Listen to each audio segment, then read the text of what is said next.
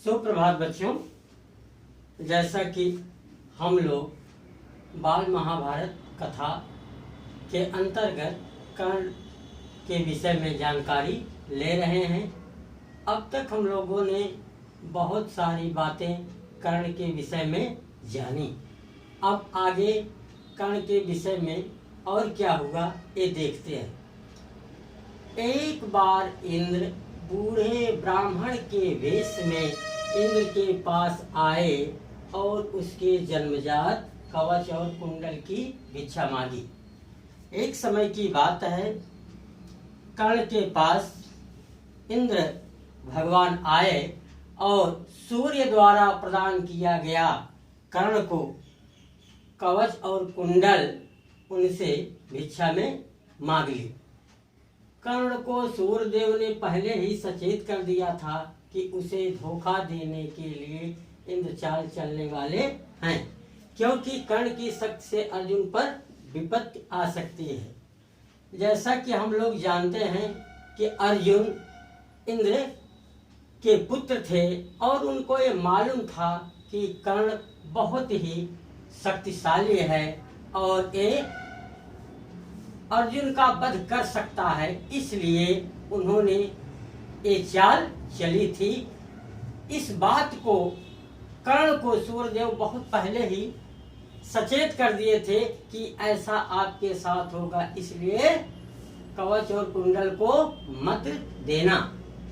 कर्ण ने अपने कवच और कुंडल को उतार कर इंद्र को दे दिया, लेकिन कर्ण ने सूर्य भगवान की बात को नहीं मानी और कवच कुंडल को उतार करके इंद्र को दे दिया। इंद्र ने कर्ण की प्रशंसा करते हुए शक्ति नामक अस्त्र वरदान स्वरूप दिया।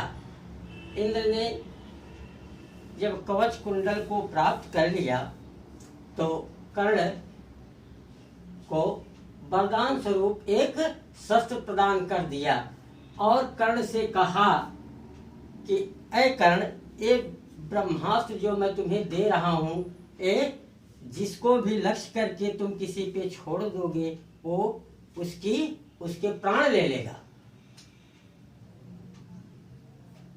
कर्ण ने परशुराम जी से ब्रह्मास्त्र चलाना सीखा, परंतु उसने धोखा देकर यह विद्या सीखी थी।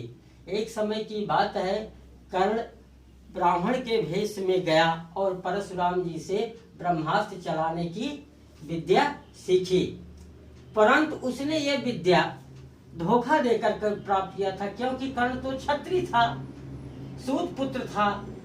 लेकिन जब ये जानकारी हुई परशुराम जी को, ये तो मेरे साथ छल किया है, इससे कुपित होकर परशुराम जी ने कर्ण को शाप दे दिया कि अंत समय में यह विद्या तुम्हारे किसी काम नहीं आएगी।